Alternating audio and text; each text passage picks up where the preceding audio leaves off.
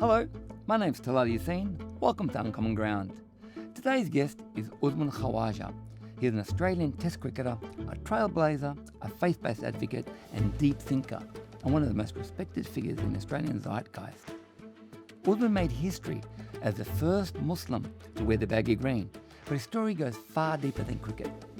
Born in Pakistan and raised in Australia, he's navigated the pressures of elite sport while confronting issues of race, identity, and belonging in a country still grappling with them. On the field, he's known for his elegance and resilience. Off the field, he's earned admiration for his honesty, intelligence, and quiet leadership, speaking out about inclusion, faith, and what it really means to be Australian. This isn't just a story about sport, it's about breaking barriers, staying grounded under scrutiny, and the courage it takes to be yourself in a world that often expects otherwise. I hope you enjoy my conversation with Usman Khawaja. Well, thank you for joining me on Uncommon Ground, Uzi.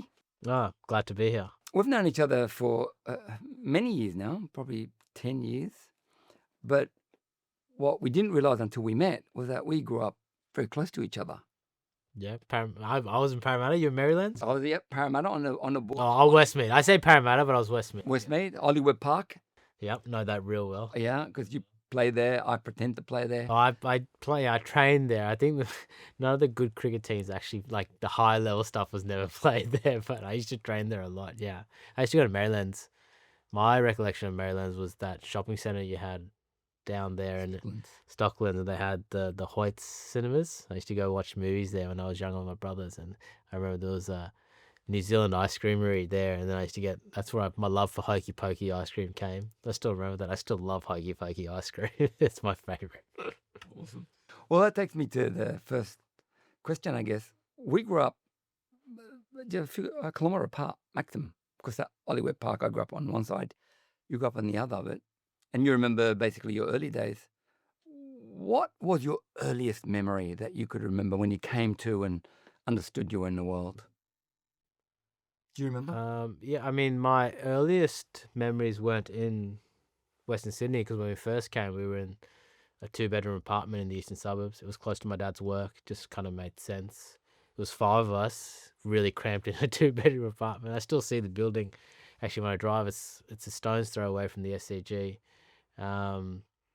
It sounds really nice. It's a beautiful area, but it was pretty cramped and tough. Those first 4 or 5 years were pretty tough for all my family, but my mom too. I never saw it because my mom hid it, but my dad tells me apparently for the first few years my mom cried pretty much most nights because she actually wanted to go back to Pakistan, because we had a pretty good life in terms of my parents were you know quite well off in Pakistan. We had a big house, property, help around for my mum with the kids, and then we left that to come to Australia, live in a 2-bedroom apartment.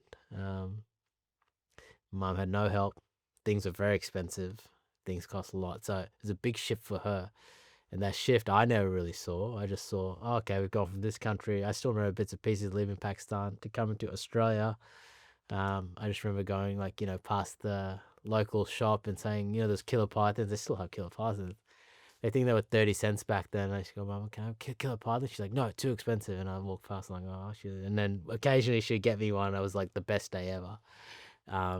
Those were my earliest memories, and I didn't quite have a grasp of what my parents sacrificed to come to Australia. And my mum would say, why are we here? Like, life's so much tougher here for us. My dad was like, no, it'll get better, and it'll give our kids a better future, better opportunities in life out here, I feel like, than they are in Pakistan at that time. So, those were my first memories of coming to Australia, not necessarily Western Sydney. And how old were you at that time? I was almost 5, 4 and a bit, 5, around there.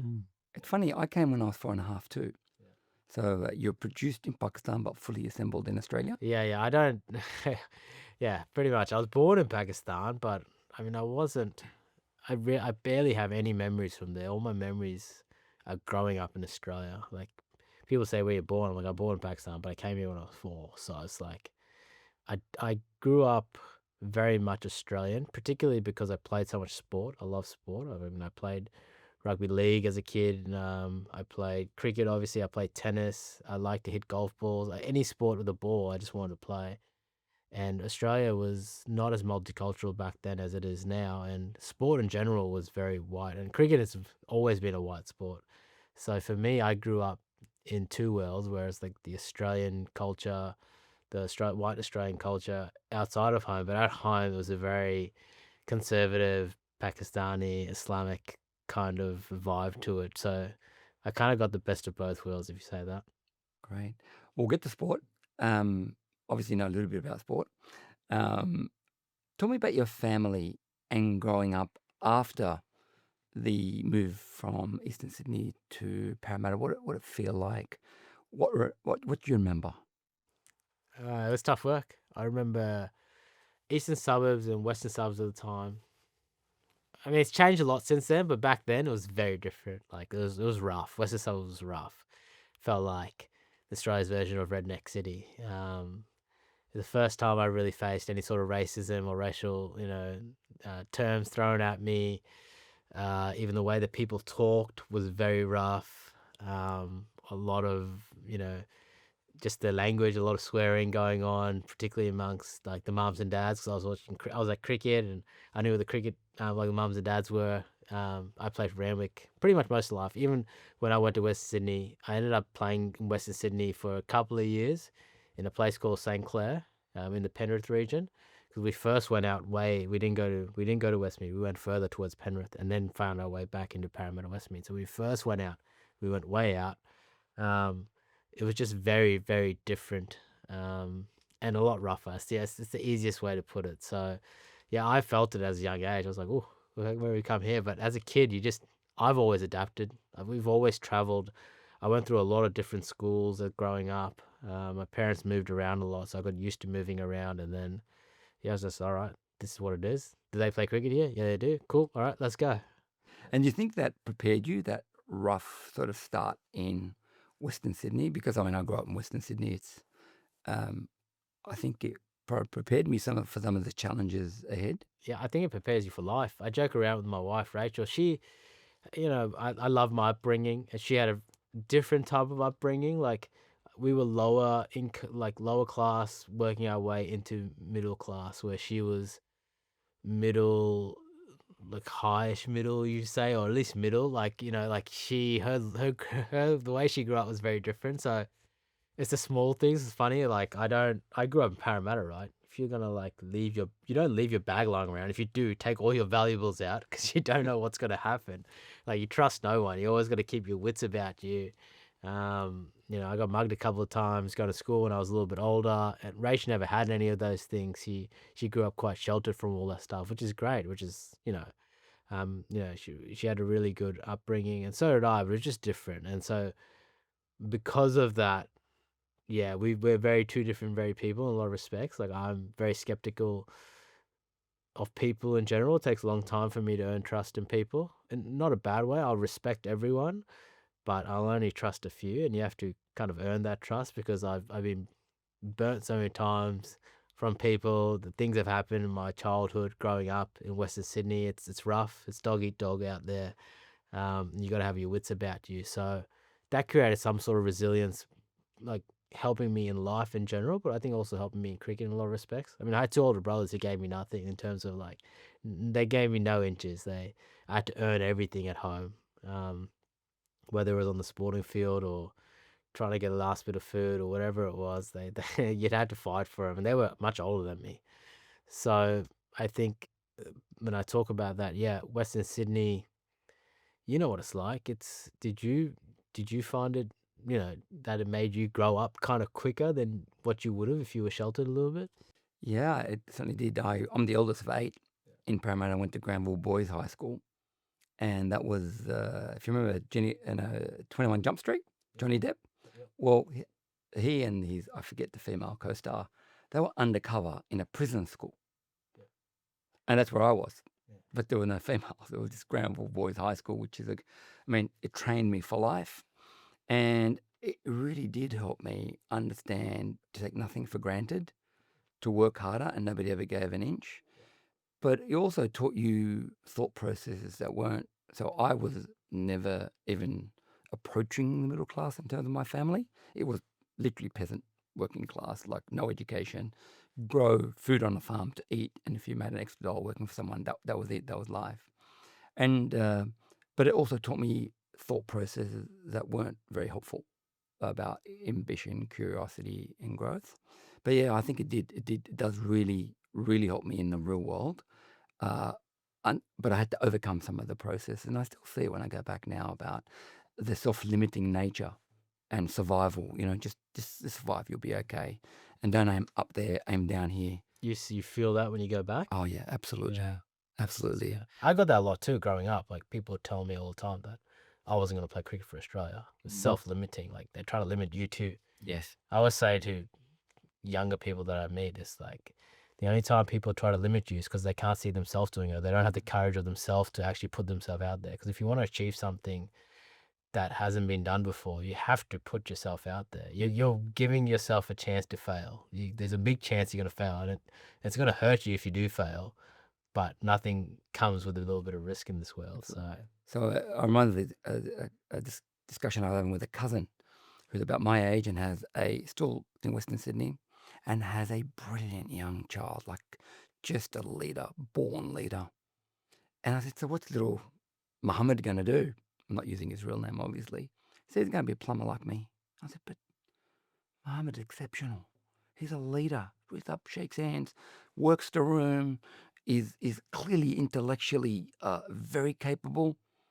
He said he can do what I can do, and has a self-limiting nature. And obviously, we would have spoken about that. It's a big problem in our community generally, that self-limiting, and it's partly socioeconomic, partly cultural.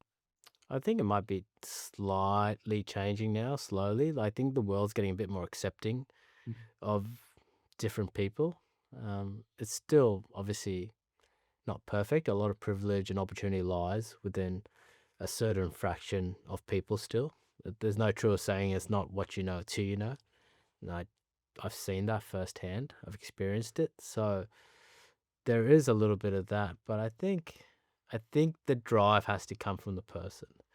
If young Muhammad wants to be like his dad and he wants to be in plumbing, all for him. Go do it. Do what you want. You can't force him to excel or succeed in something if he himself doesn't want to do it. That's what I've learned. And you can't force someone to be or do anything. The passion has to come from themselves. They want to have to do it. You can't force someone to be an Australian cricketer. It has to come from that person.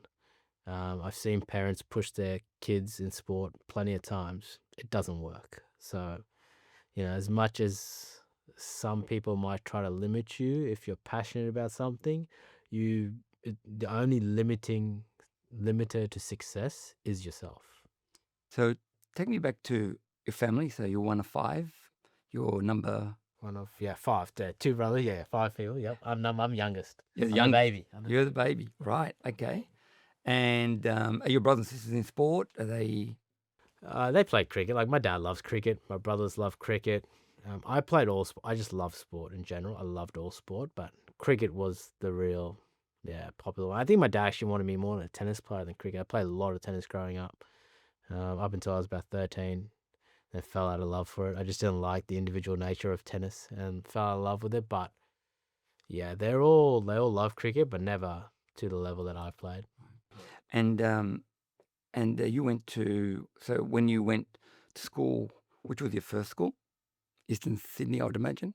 Paddington Public. Paddington Public, and then you moved. And moved to James Erskine Public School in Erskine Park, Western Sydney, and then it kind of like from the age of like year 3 to year 6, just before I went to high school, my parents moved to Saudi Arabia, and so I was like kind of going 6 months there. When the cricket season would come, I'd come back and play, and then I think my mum would come back with me, my dad would stay, and then when I got into high school, my parents pretty much stayed in Saudi, and I pretty much stayed with my brother. Brothers looked after me when I started high school. Right. Yeah. I mean, how old? After me, yeah. They made sure I stayed alive. So that's pretty much. There was no lunches. There was no. Looked after you like. They looked after me. Yeah. And so, how much older are they than you? 10 years and 7 years. Right. Yeah. So they're much older. They're much older than you. Right. And which high school did you go to? I went to Westfield Sports. And I stayed there for the whole time. Right. And what was that experience like? Because Westfield was a specialist sports school. Yeah, my dad, my dad only recently told me that I got a full scholarship at King's and I got Westfield Sports. And he sent me to Westfield Sports and I'm like, Dad, why'd you send me to King's? Like, what are you doing? But honestly, he's like, I think it was best for your cricket. That's what he said. He didn't even say, my dad loved cricket. Like, you have no idea. And my mom thinking about studying, my dad was just thinking about cricket. He's like, oh, I think it was best for your cricket. I'm like, you thinking about my studies at all? He's like, nah, that'd be fine. You work that out. I was like, that's pretty funny. So my dad, yeah, I didn't even know. So Westfield Sports. I was pretty excited. Westfield Sports High Sports School, something very different. I love sports. Academically, probably nowhere near what Kings would have been, but I think for my cricket, I don't think I would have played for Australia if I didn't go to Westfield Sports because there's so many other good cricketers around. I wasn't even the best cricketer. I definitely was not the best cricketer. So it was a drive that I always had to be the best. And I used to see these other guys, and they were better than me up until the age of 16. I probably started 16 is when I first started playing first grade for Randwick and Randwick Petersham. And that's where I reckon started just make a little bit of a jump. But until then, I was 100% not the best player in that school team. So it was something that really drove me because I used to see them and we used to like play cricket on the weekend. They come back and compare what we all got, how many runs we got, what happened, do we win. It was pretty competitive. So it was the best for my cricket. Well, that's fascinating story, Kings versus Westfield, but obviously the right decision was made. Yeah. And so tell me what actually got you to excel at cricket. You just said like up until 16, you were like not even the best. You were trying to work hard. What do you think differentiated you from other people to become an international global cricket star effectively? Like discipline, just pure discipline. I was lucky in a lot of respects. I grew up in an Islamic family, so discipline comes with Islam. It's just second nature. I mean, don't tell me fasting's easy, like, because it's not. Like doing Ramadan, especially as a kid, and those times it was in the summer, daylight savings in Australia. I was fasting, whatever it was, 12, 13, 14. I remember fasting in year 7, so I was definitely 12. I fasted younger than too. I fasted not all the days, but when I was 10, 9, I was fasting. Not all the days then, but I was definitely fasting all the days by the time I was 12 years old. So, I mean, that discipline and religion was always there without you realizing it. You don't realize a kid, you just do it because this is what we do. So you do it, but then as you grow older, when you come to 16, you have a lot of distractions that come, drugs, sex, alcohol for a lot of kids during that time. So I was actually quite lucky that I didn't do drugs. I didn't drink alcohol, obviously, because of religion. And then women, I mean, I was probably no good with girls at that time either. So that was an easy fix. And then cricket was one thing that I just wanted to be the best cricketer. I wanted to play for Australia. And I was so disciplined in training in terms of I started working on my fitness at the age of 15 by myself. No one asked me. I was a big boy and I used to go and just start running. I did all these things, and the only thing that held me and gave me a bit of an edge over everyone else was discipline. Where they were going out Friday nights, I was going to Kingsgrove Sports Centre, not too far from where we are, and I'd be there at an hour and a half, 2 hours. My dad would be feeding me balls, and I'd be hitting balls every Friday after school, getting ready for the next day, Saturday, where I was playing grade cricket. And throughout my life, it's always been discipline to train better, train higher, train when people aren't training, to stay away, to look after my body. Yes, that's, and I've heard so many sportsmen, sportswomen say the exact same thing. It's like what separates you is it's discipline, and that's probably what the key was for me. It sounds like Kobe. I don't think there's honestly, there isn't a magic pill. It's like discipline and hard work, and obviously a little bit of help from the man above gives you the success. Like it's every single athlete, successful athlete I've ever seen talk about, they all talk about discipline. It's no different. I think, yeah, I mean, you give yourself the best chance to succeed. It doesn't necessarily mean you will succeed in sport because there's a lot of variables in sport. But if you give yourself the best chance, then that's pretty much all you can do. I think you've described life. Yeah, pretty much. So can you tell me what you think the most magical moments in cricket were for you? The thing that stand out, like from a career perspective and a self-purpose perspective, these kind of stand out to me. Um, Honestly, there's just so many of them. There's so I could rattle on 20, 30. And some they'll have no relevance to you, but relevance to me. And I think that, as I said, I'm a big believer that, like, being a Muslim, obviously, that everything comes from God. You still got to do the hard work, 100%. You got to do the hard work, and then everything else that comes is from God. So for me, there's so many like seesawing moments that could have gone either way, and they had to go a certain way for me to be able to play for Australia. And they did. And I look back on them now, and I'm like, oh, that could have gone that way, and I know that would have happened, and that would have happened, that would have happened. So when people ask me that question, I think I could literally think of 30 things that are really consequential to me that could have gone either way, but they went my way. And maybe I could look at it the other way too. There's plenty of things, and there's lots of things that didn't go my way. But I think all the stuff that didn't go my way was, that was meant to happen that way for me to be successful, for the other things to happen. Like I think all the best things in my life have come from the worst situations or the worst times, cricket wise, struggling in life, whatever it may be. So to answer that question, no, there's not one specific. I could probably think of 30, but it just shows you call it help from God, luck, whatever you want to call it. As much as you can work hard, have discipline, do everything right, you need things to go your way to be successful in this life, and particularly in sport, because there are so many variables. So yeah, I'm grateful some of those things went my way. Cool. So as Australia's most successful Pakistani Australian player, and I say that just for emphasis, because the only, the only, one out of one, right? Yeah. But as mashallah, an international global player with a Pakistani Muslim conservative background, I guess, what do you think? Because I can name you a couple of things that I saw from the outside. One of them, a very famous one, where you won a cup or you won something, and they do the champagne thing, and the captain, I think, called you back. And I'm not a cricket avid fan, as you could probably tell. Called you back in, and they took away the alcohol. So for me, that raises, for the Muslims and the people of faith practicing out there, in a fuel-soaked environment, sport generally is in a lot of circumstances, as is business, you were able to match the two and never give up one. It's faith, sport, and success together. Talk me through that a bit. It was easier when I was older. I was a bit more comfortable when I was old and skinny. It was very hard at the start, because Australian cricketing culture, especially something like what you just mentioned, alcohol synonymous with Australian cricketing culture.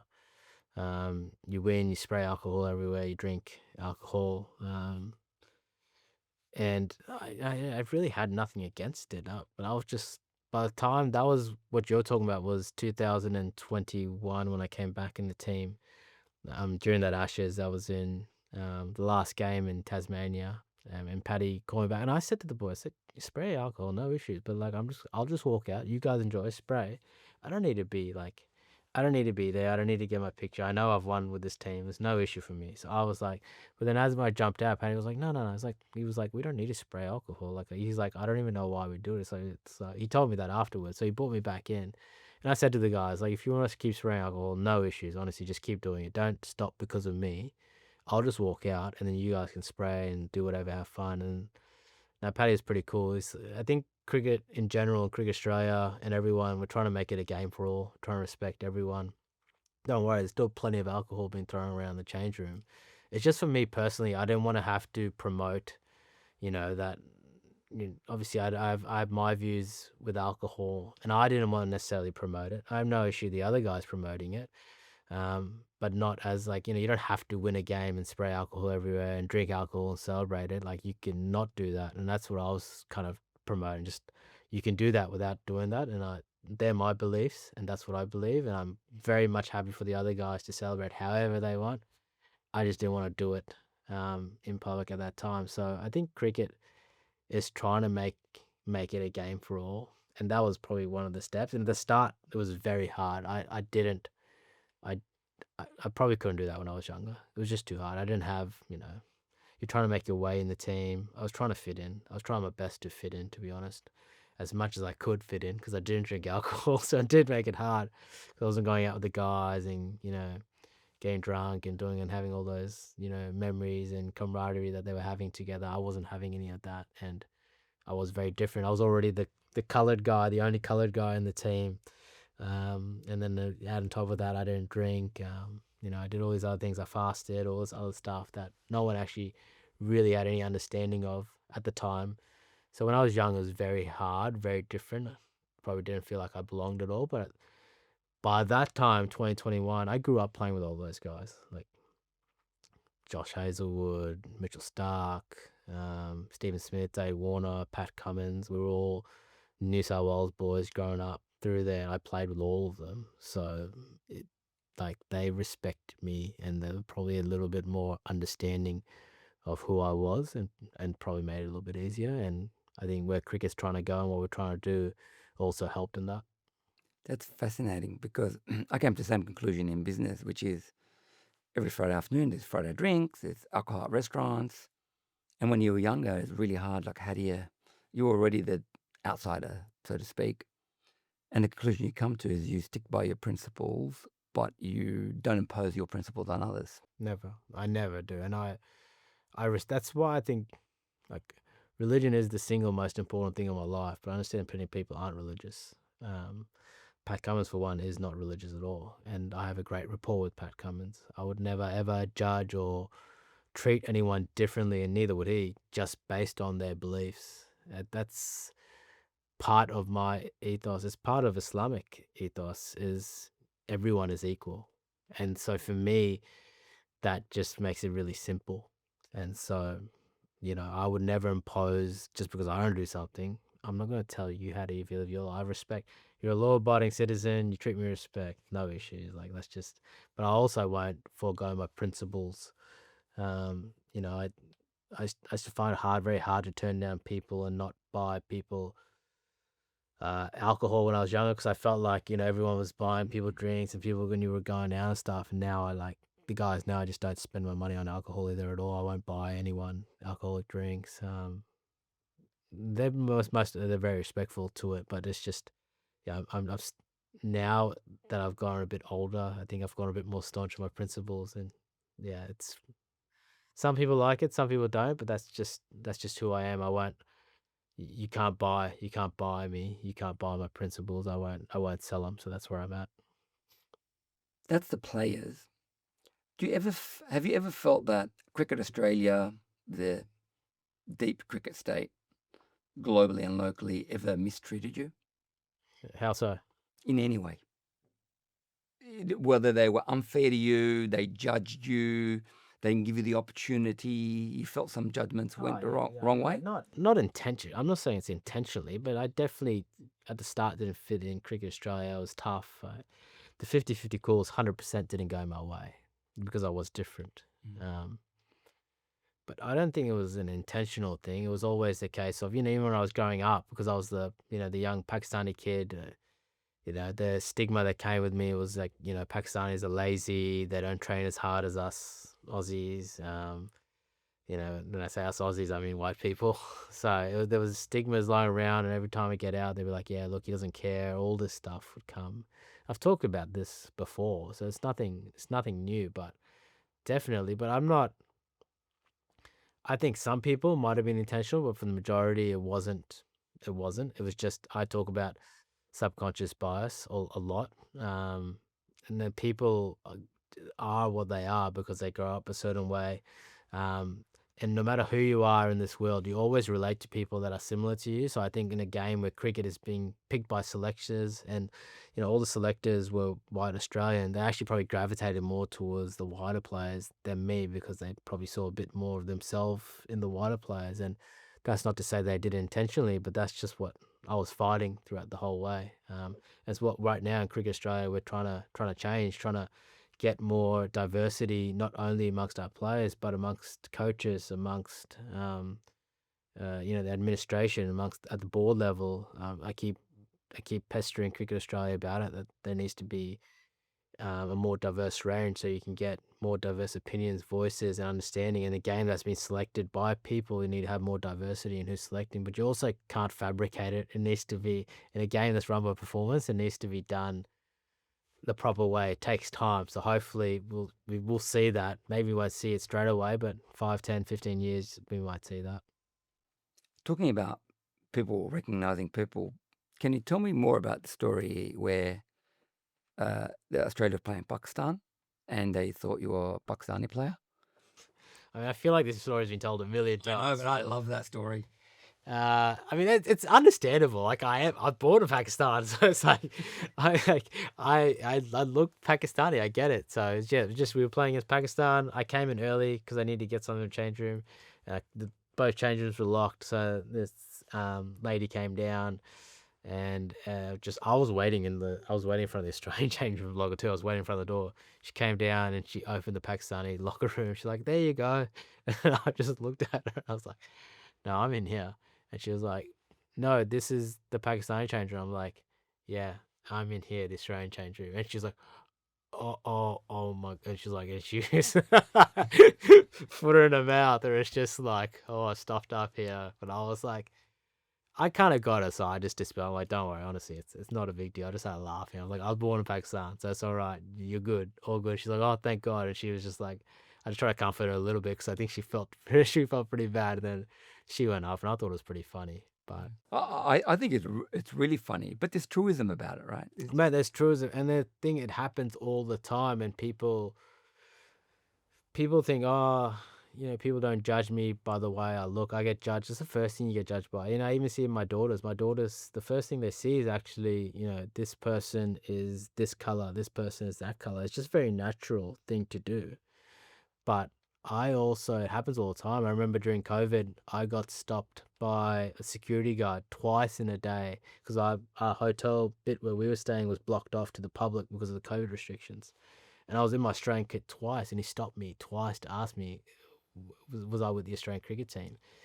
And then by the third time, I had kept my cool the first 2 times. The third time it happened, I got angry. I was like, "Are you serious?" Do you know who I am? I'm Usman Khawaja. It wasn't a "do you know who I am?" I was like, "Mate, you've asked me twice already today." It was the same guy. Same guy. Yeah. And he's like, "You've already asked me twice today." And I said a few things, which I won't say here, but like, I was a little bit annoyed by it. It wasn't anything like, I didn't swear at him or anything, but I was just like, "You serious?" And I gave him a gobful. It's like, just be respectful. If you see my face, understand like that I'm a part of the Australian cricket team. You've asked me 3 times in a day. So it happens a lot. It does happen. And because he just saw a coloured person, he's like, "No, you don't belong in the Australian cricket team. What are you doing here? Sorry." And who were we playing? We were playing against England. So it wasn't like even like we were playing against India. If they were playing against India, Pakistan, I kind of get it. But we're playing against England. So that kind of stuff happens all the time. People like, like, "What are you doing here?" kind of thing. Like, "Yeah, you fit. No, you don't fit." And it's funny. It happens to me and my wife because Rachel is obviously white, and my kids are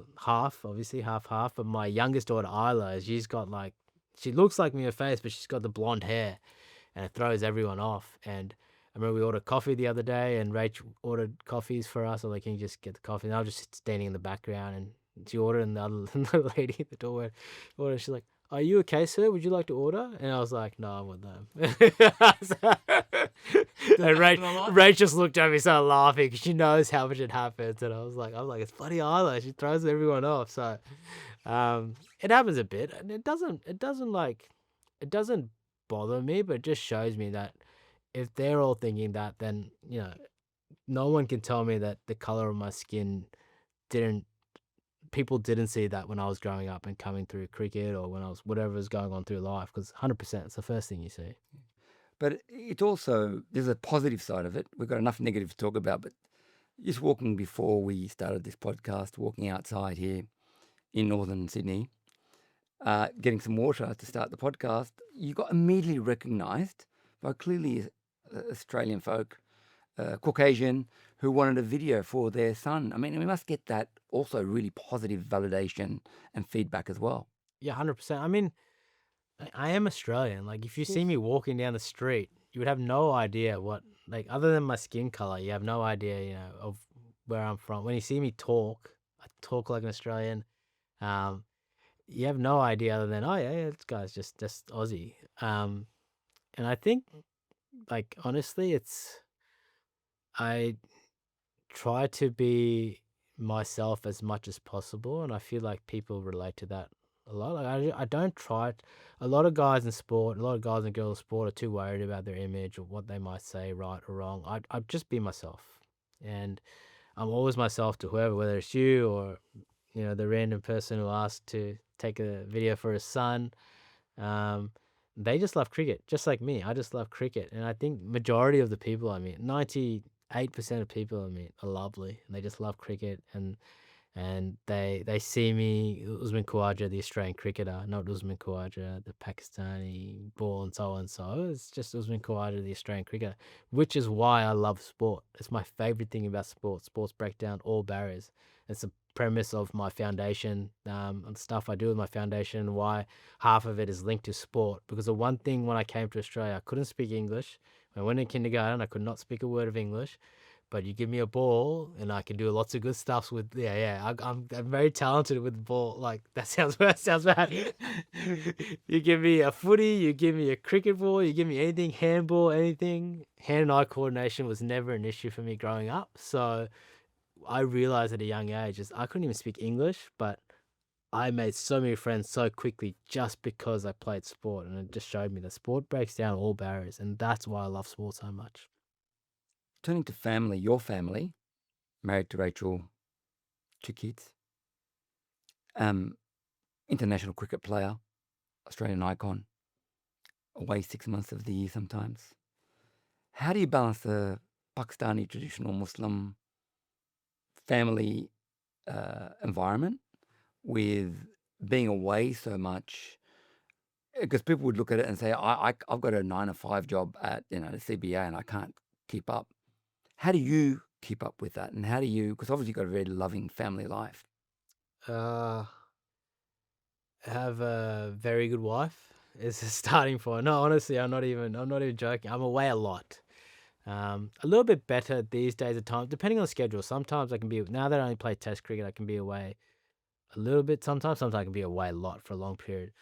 Yeah, I found a good one. Honestly, in sport, when you're away for so long, nothing drags you down more than having, some guys have partners or wives or whatever that just add more stress to your life. They make things harder. When you're away from family, when you're away from your wife, it is harder. It adds more stress to your relationship, especially when you add kids into it. And without Rachel being, obviously a great mother, looking after me too, obviously being the third kid in the family, you need someone who can support you, understand, yes, he's going to be away. Yes, I'm going to have to put all the burden on myself with with the kids while he's away, but she understands that, and she understands it doesn't last forever. But without having that, I'm not sure I could balance it. I probably wouldn't be playing cricket till the age of 39, because wife would have been like, stop playing cricket, spend more time with family, I need help.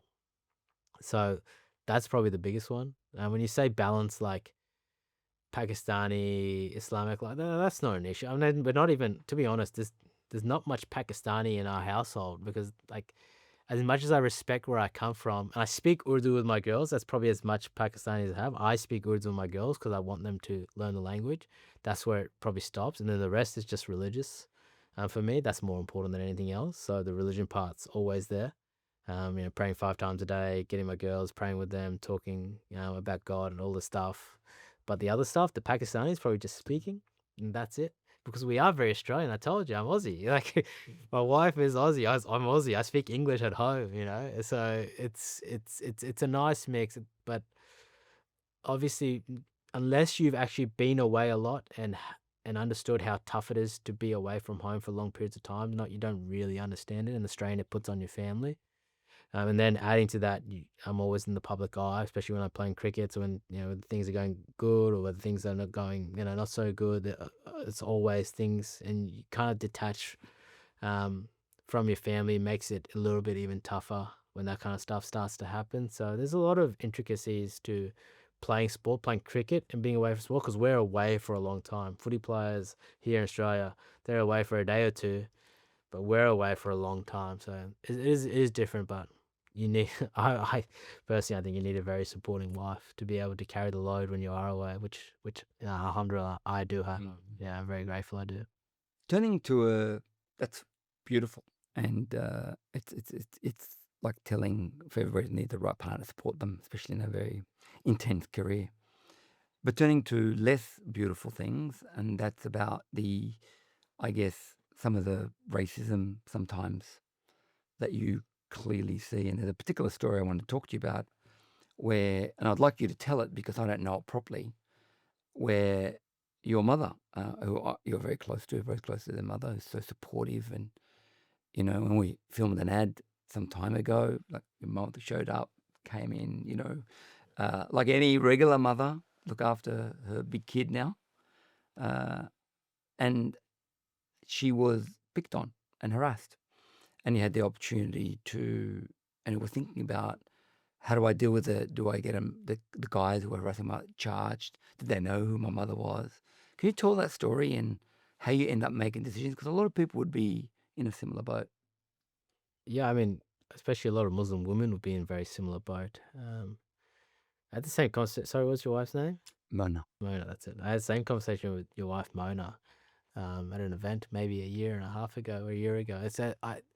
There is nothing harder, in my opinion, right now than being a Muslim woman wearing hijab.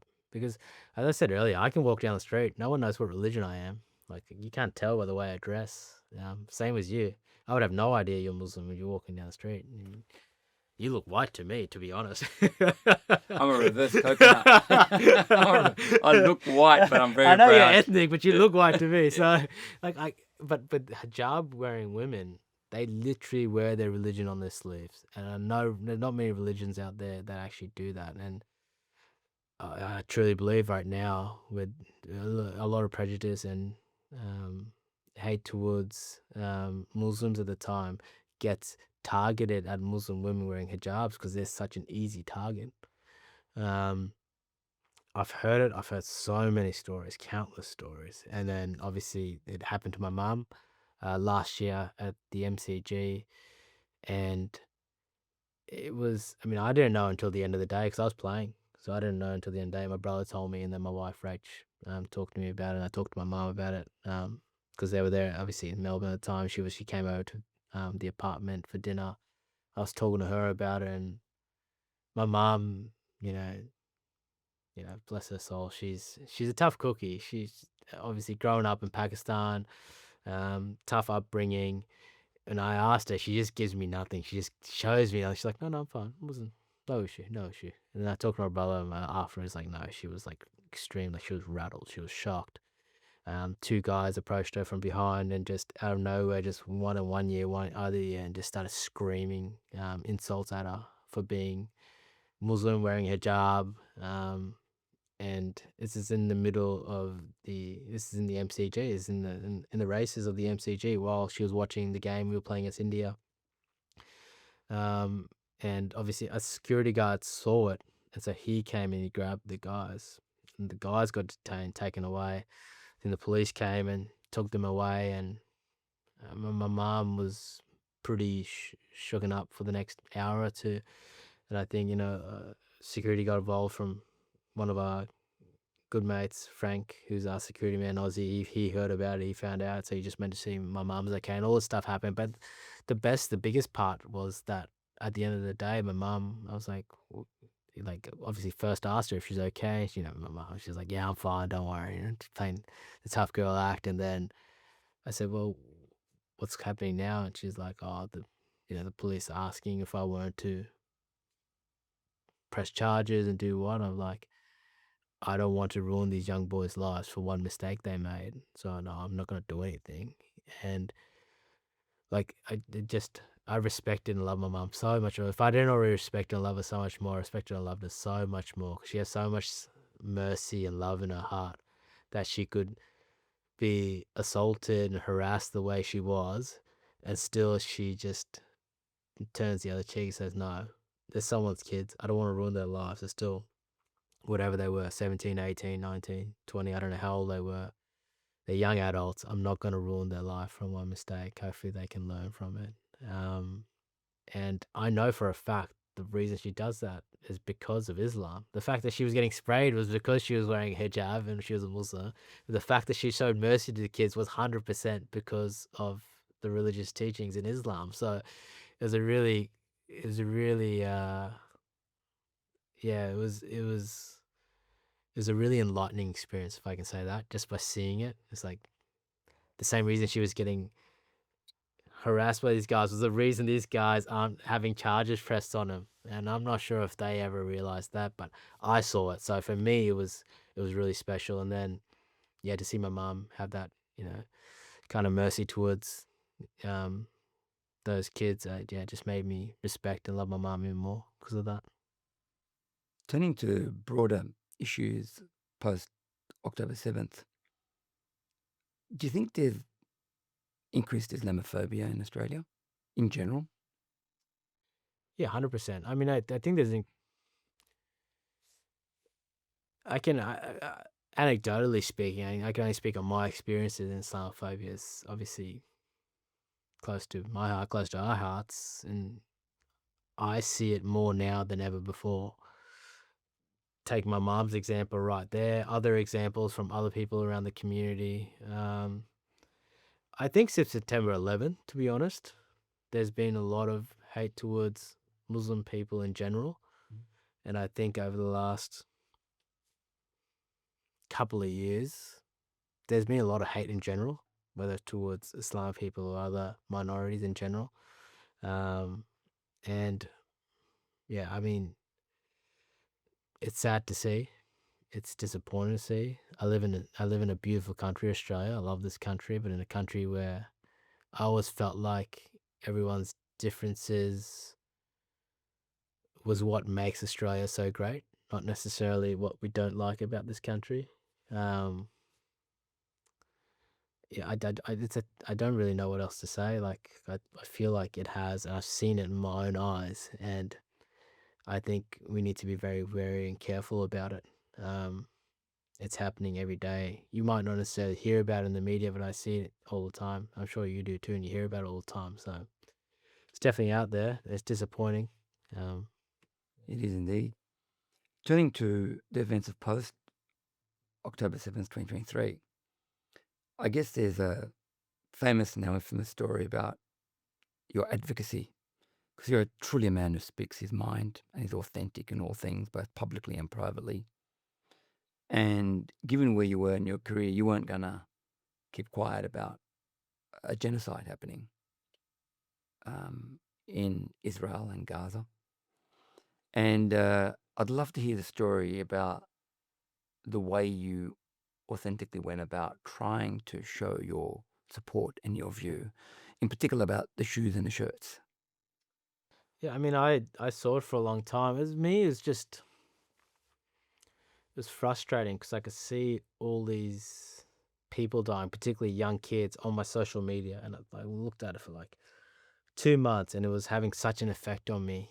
To a point where I was talking to my sports psych, Australia sports psych, and I was like, I'm losing motivation to play right now. It's just like, look what is going on right now in the world, and no one seems to care. That's what it felt like. It was like no one seems to care, and no one was speaking about it. The media wasn't saying anything. No one was talking about it. I'm like, how is this not? And then, the same thing at that time, the Ukraine stuff was happening too. And then when that happened and the world was going crazy, and rightly so, but I felt like there should have been equal weighting to what was going on to the children of Gaza at the same time. And I was just seeing their faces, and I was seeing their faces and seeing my daughter's faces on their faces. And I couldn't not split the two. I just couldn't. I still can't split the two. And I don't think anyone who has kids should be able to split the two. I just don't get how you can split the two. And the only thing I saw that split the two was color, was race. And for me, that was what's so frustrating. No one was speaking up for him. That's why at that time I came out And I spoke to the media and I said, I'm just giving voice to those who don't have a voice. Because at that time, it felt like no one was speaking up for these innocent children that were being killed in front of our screens, and we could see it on social media. Um, and I just felt like I had to speak up. I said, if I look back on it and I don't speak up, who are you as a person? Like at that time, 2 years ago, the thing was, if you did speak up about that, if you did mention, you know, Gaza, Palestine, Israel, you'd just be crucified. You'd be nailed. You'd be called an anti-Semite and all these different things, and anti-Semitic and all these different things. And it was a really tough place for anyone to speak up. So when I spoke up, it was extremely difficult because no one was saying anything back then, particularly athletes. And so when I wrote that on my shoe, the things I wrote, I mean, for me, it's never been a religious thing at all. And this is why I get frustrated. Everyone wants to bring religion into it. It's a humanitarian issue. It's not a religious issue. It's not a political issue.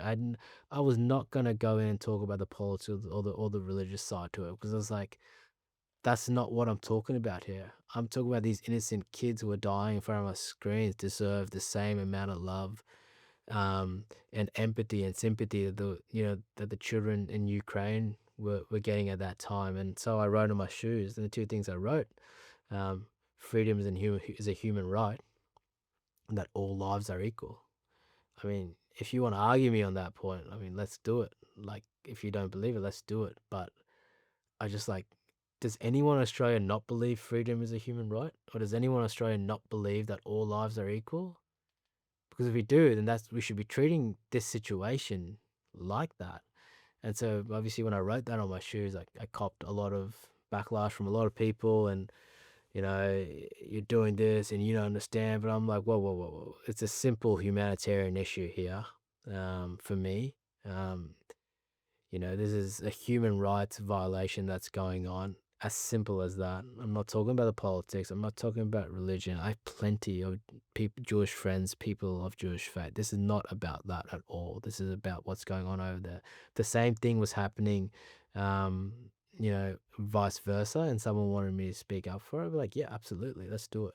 Because it's not right, right? So for me, obviously it hit closer to home because they were colored children just like my children. They were, a lot of them, not all of them, but a lot of them of Islamic faith, similar, of what I believe in. And for me, it hit closer to home than a lot. I just felt like I had to speak up on it when no one 2 years ago was speaking up on it. And it was probably one of the hardest things I had to do in my life, in my career, because I put everything on the line. Like, yeah, I didn't tell anyone about it either. So it was yeah, it was a tough time. And what was the reaction from Cricket Australia and international cricket?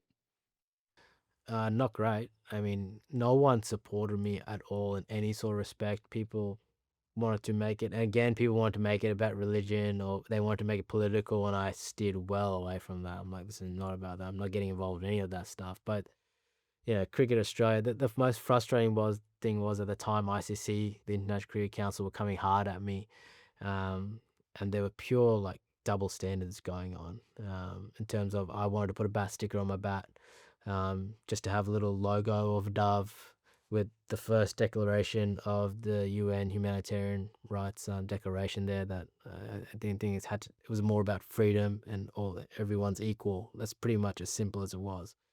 And it was just a picture, a logo of a bird with, I think it had UN, whatever it was, the first amendment of that human rights amendment. Like, I'm trying to say the word, the Human Rights Declaration that was at that time and still is. And they wouldn't let me do it. And they sent me it annoys me. I'm getting annoyed by this. They sent me the passage where it said you can't have anything religious, political, anything of that notion on your bat, on your clothing, or whatever. We don't allow it. But I was like, this is humanitarian. It's not religious. It's not political. I'm fighting for human rights here. And like I said, I can show you. Marnus Labuschagne has a picture of an eagle on his bat, and has a a reference of the Old Testament on there on the bottom. Maharaj has a religious symbol on his bat. Nicholas Pruran has a cross on his bat. Like, all these guys have religious symbols on your bat, and you have not come down on any of them, but you're coming down at me. Why? And they couldn't answer that. And I know now, and people, after 2 years now, I think people could see why they were coming down at me at that time, because they didn't like what I was standing up for. And so that was the most frustrating part, is that my hands were tied as much as I kept trying to do things, but I just kept getting pushed back. I kept fighting back, kept putting things on my social media, calling them out on their double standards. And eventually it got so much traction, and I had so much publicity from it. Actually, a lot of good came out from it. I made a shirt out of my shoes that I had. I called them the Freedom shirts, and I had my shoes on them, a big picture. I still got a few at home. Lots of people come up to me wearing them, and it's really cool. And we raised, in that summer, at least about 50, 60 grand just from that shirt over the last, in the space of like a month or two, just from the profits coming up from that shirt. And that was getting sent over to the children of Gaza over there. So a lot of good came from it. And then after that, there was so much hype, so much media. I was also mindful. I was playing cricket for Australia. There's other teammates around. I didn't want to drag them into this. I wasn't playing individual sports. So I was like, all right, what I'll do now is, like, from this, I'll just keep using my platform, my social media platform, and where I can to raise awareness for it, as much as I can. And I kept going, and I never stopped. And now I see a lot more people speaking up on it, which is great, which I love it. I love to see it. The march that happened over the Harbour Bridge in August 2025, it's unreal. I mean, I still remember 2 years ago where everyone was telling me not to do it, don't do it, stop doing it. You're gonna get yourself in trouble. You're gonna lose your cricket contract. This is gonna happen. But as I said, you can't buy my principles, and no one was ever gonna buy my principles until this day. No one. I won't let anyone do it. So, yeah, that's pretty much the story of what happened back then. There was a lot of other stuff that happened too, but yeah, you might have to wait for my book to hear all the details. Not on this Uncommon I don't think we Ground have enough time. with Talal I don't Yassine. think we have enough time. And so, going to the next thing, I guess I want to speak about, and we'll got a couple of questions after this to finish up. We shot a ad, a sort of a great ad, a really cute ad for Salam Group, Salam Wealth, which is the firm I head up, and we've now got it playing in all the social media, some cinemas, and I now feel like a bit of a pampered poodle compared to you, because I do feel an affinity in terms of being Muslim and involved in business. But the comments we got when we went out, the outwardly racist, like, go home, why you want an Islamic bank here? We don't talk about Islamic banking. And I have a lot of respect for your authenticity, but there's nothing like an old Arabic saying, the person who counts the belts with a stick, the hits with the stick, is different to the person receiving them. So I can watch and talk to you about it, but when I got a little taste of it, it was so bad, we had to switch off comments on Facebook and Instagram. I mean, how do you deal with that outward racism? I'm quite lucky. My fan base is actually really good on social media. I do cop a bit, but most of it's in my direct messages. They come hard. Some people come real hard, and then I just never read my direct messages unless you follow me on social media. They're the only direct messages I get. I have hundreds of direct messages from people that just nailing it. And I've looked at them a couple of times, and they're the same. I just stopped looking at it. It was like, no point. They're not adding anything to my life. And I used to get certain comments, people, particularly as I talked to you about earlier, about 2 years ago, I got a lot of comments. And I still do at times from people. They want to attack you, they want to bring you down, whatever it may be. But I mean, it just doesn't affect it. If I put myself out there, I've got to expect that there's going to be some good comments. Majority are going to be good comments. I might get some bad comments. And I've never an issue of anyone disagreeing with me. I think it's a part of democracy that I love. It's not what I believe in and what I say isn't I'm not telling you to think that way. That's what I believe in. But you can have your say. You be respectful about it. I'll be respectful about it, and let's play on.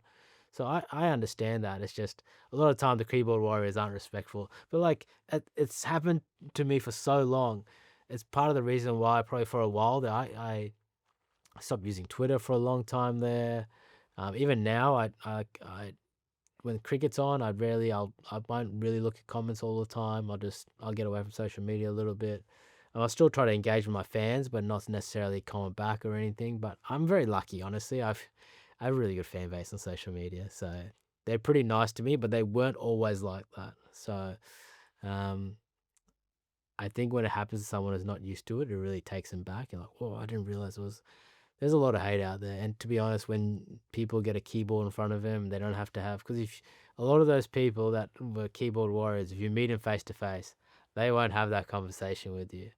It's happened plenty of times where I've been fielding on the boundary or a cricket field, and someone says something that's highly inappropriate, and I turn back and look at them in the eye, and I say, "What'd you say?" And then they just freeze, and they can't have they don't know what to do. They have nothing to say.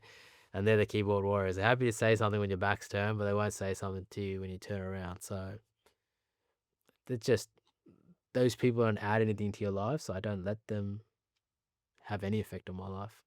That's awesome, because as I said, I was taken back, and I'm a big boy, been slandered a lot, but not like that. That was just straight to your face. So It actually wasn't straight to your face. yeah, but yeah, it wasn't straight. Yeah, you're right. You're right, 100%. It wasn't straight. They were hiding behind the keyboard. Switching to lighter issues, for my guests, I ask 2 or 3 rapid fire questions about themselves, and just don't think about it too much. It's not a deep and meaningful. It's much more of a what's your instant reaction. So the first question is, what's the biggest misconception or myth people have about Usman Khawaja? I don't know if they still do, but I always felt back in the day, because when I play cricket, I get like really focused. I'm like super competitive, and I'm like watching the ball, and I want to score runs or take catch, whatever. I think I'm a little bit different now, but I think for a long time people thought I was really serious. I'm like anything but serious. If you see me at, like, Rachel just thinks I'm a big kid. No, it's just, I'm not serious at all. I'm a jokester. I'm a little prankster with my friends. I'm quite the opposite. But I reckon people thought I was very serious because they see Usman Khawaja on the cricket field, like, this guy's just serious. He just, does this, does that. But it was a big myth for a long time. When I did come back in the team 21, I tried to dispel that myth a bit. I tried to, like, show a bit more of my personality to people, because I think before then I was just too caught up in the game in itself, without showing people what I was like off the field or in the change rooms or around the guys. So I think I might have dispelled that myth, but I think that was probably a big one for me at the start. What's Khawaja's guilty pleasure? Dessert. Love dessert. I gotta stay away from dessert. The older I get, the harder it gets too. Yeah, food. We'll just say food in general. Guilty pleasure. I love food, so I gotta be careful not to eat too much. What's the one thing you can't live without, not including family? Oxygen.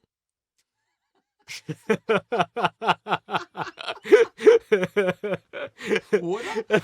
Islam? H2O, the oxygen's in there, so oxygen takes care of all that. Honestly, I get asked that question, and I did. Like, you take family out of it, it's like, the simple answer for me is religion. Nothing gives me more satisfaction, gratitude, being content with what I have and what I don't have. Nothing makes me a better person than religion. I know everyone's not religious, and some people don't understand religion, or they're not religious. But for me, I always say it's not who you are when people are watching, it's who you are when people aren't watching. And religion makes me such a better person when people aren't watching. You can get away with certain things in your life. The simplest things as receiving too much change from someone. Do you take it or do you give that change back? It's those little things that, if I didn't have religion in my life, I know I'd be a little bit more dodgy. I would. I know there's someone always watching me, and I'm accountable for what I do in life. And so that is, something that I probably couldn't live without. Last question. Looking back at a younger Usman Khawaja walking into Australian team, New South Wales team's locker, and you saw the young Usman Khawaja, another young Usman Khawaja there, what's one thing you'd say to them? The one thing you'd say to them? Honestly, nothing. I I believe our journey is our journey. My journey is up to this point the way it was meant to be, without going through the ups and downs of life, without making mistakes, without experiencing things myself. I don't get to the point where I am right now in life in terms of, me being content with myself, my family, my friends. I think life's a journey. You have to accept that journey. I don't believe in sliding doors. I believe things happen the way they happen. We have a choice in life, but the choice we make was always going to be the choice we made. We had two choices, but the choice we make was always going to be the choice we made. So for me, when people used to ask me that question, I probably thought about it differently. Oh, I give them this advice. But now when you ask me that, I'm just like, I would say absolutely nothing. I just let the journey happen, because the journey was meant to happen for a reason. And so don't fight that journey. I promised the last question. Yeah. Usman 39. 38. I'm sorry, 38. Putting Putting age on me. Right? Come on, man. By the time this plays, you'll be 39. I might be all right. I'm 39 in December, but still, come on. It's funny how when you're younger, you want to be older. When you get older, you're like, yeah. Not 39 yet. 38 and a half. How was that? Yeah, that's better. Played very long time for cricketer, very successfully. What's next for Usman Khawaja? I don't know. I don't know the answer. It depends how long I play cricket for, and then after that, I think I'll still be involved in the game in some respect. Probably commentating up in the box somewhere for Fox Sports, but other than that, I'm not really sure. I think a lot of I call it the second half of my life, inshallah, if I get to live as long as I did the first half of it.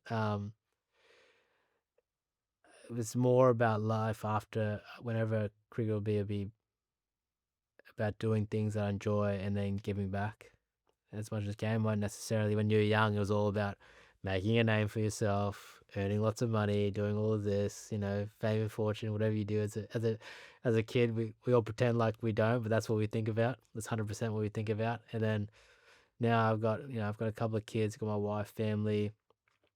I have a different perspective on life. I really enjoy giving way more than getting. So I think my life will revolve more around how much can I give rather than take, in a holistic sense. Yeah. Usman Khawaja, thank you for coming to Uncommon Ground. Cheers. Thanks for having me. Thanks for listening. If you've got something out of this conversation, I encourage you to share it, rate it, or leave a review, as it really helps others find the show. And if you're not already subscribed, hit the button on your podcast app or on YouTube at Talal Yassine. We drop episodes every fortnight, each one a deep dive with someone who isn't afraid to speak their mind or stand their ground. Until next time, stay curious, stay grounded, and don't be afraid to challenge the status quo.